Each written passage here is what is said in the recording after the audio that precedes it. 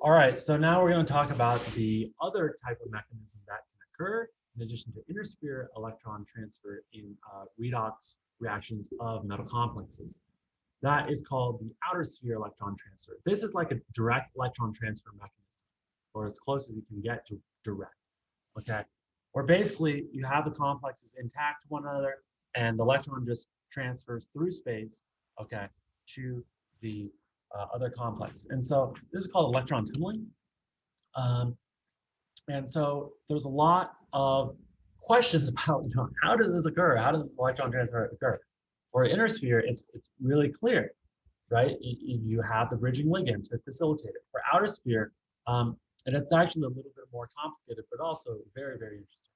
And so to do this, it's useful to study so-called self-exchange reactions. And so this is something where you have like iron 2 reacting with iron 3 to give you iron 2 and give you iron 3 and give you iron 2.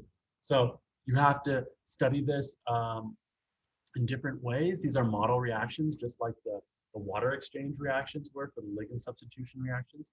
They aren't interesting in their own right, but they're interesting in what they teach us about outer sphere electron transfer. So electrons are tunneling through space via overlapping orbitals. So there has to be some region where you have enough overlap in the probability distribution diagrams, right, of these wave functions in order to get electron transfer occurring, okay?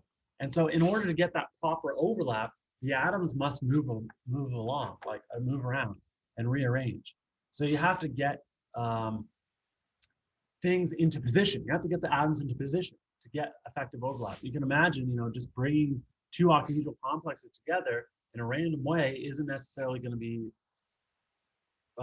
able to facilitate that overlap of those orbitals. And so as a result of the atoms moving, the bond lengths will change, right? And also, remember when we talked about acids and base and the structure of water, that hydrogen bonding, if we're talking about aqueous systems, is very complicated. And in any sort of system, there's what's called a second coordination sphere. So we've been only talking about the first coordination sphere, which are the ligands directly bonded to the metal, but then there's hydrogen bonding and other intermolecular forces that are tying more weakly molecules on the outside to the complex. And so those solvent molecules surrounding the complex in the second coordination sphere, those have to move out of the way.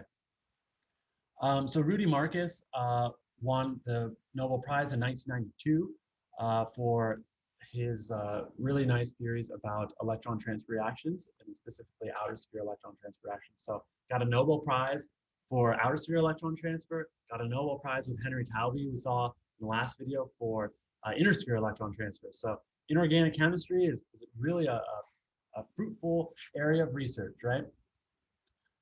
So where does this all come down to when we're talking about moving bonds, right? Because we're talking about moving atoms to get things to rearrange to get electron transfer. We're talking about vibrations, okay? And so hopefully you're learning in physical chemistry about the harmonic oscillator, which is this parabolic function, basically a parabola that using Hooke's law of a spring can model pretty accurately the vibrations in a molecule, okay? And so that is where all of this starts. So, at the ground state, we're somewhere here at n equals 0. But then if we're going to be going to an excited state to get all the atoms in the right position, we might be expanding or contracting the bond lengths, and that causes vibration, right? That's what a vibration is. So in Marcus theory, what we're dealing with is these parabolic energy distribution curves, where you have the energy, and this on the x-axis is coordination and solvation changes. All these atoms in the first and second coordination sphere moving around from their ground state positions and going to higher energy in this parabolic fashion. And so what you have here, in order to get electron transfer, is now you're going to have two of these parabolas, but at different positions, because, well, they're two different molecules with different positions. But if you're talking about self-exchange, right? Self-exchange was when we just had the same molecule basically doing electron transfer with another one of itself. It's going to have the same shape of the parabola and the same energy. right? But they're just going to be in different positions. But what you can see is that in order to get electron transfer from one molecule to the other, even though they're the same type of molecule, there's still going to be a barrier to that because the atoms have to move around. And so the intersection of these two parabolas is actually the barrier to this reaction. And so what we're going to talk about in the next video is more in depth about these self-exchange reactions and be able to understand actually how this barrier, which is related to the rate of electron transfer, varies depending upon the energetics of the two chemical species in the reaction.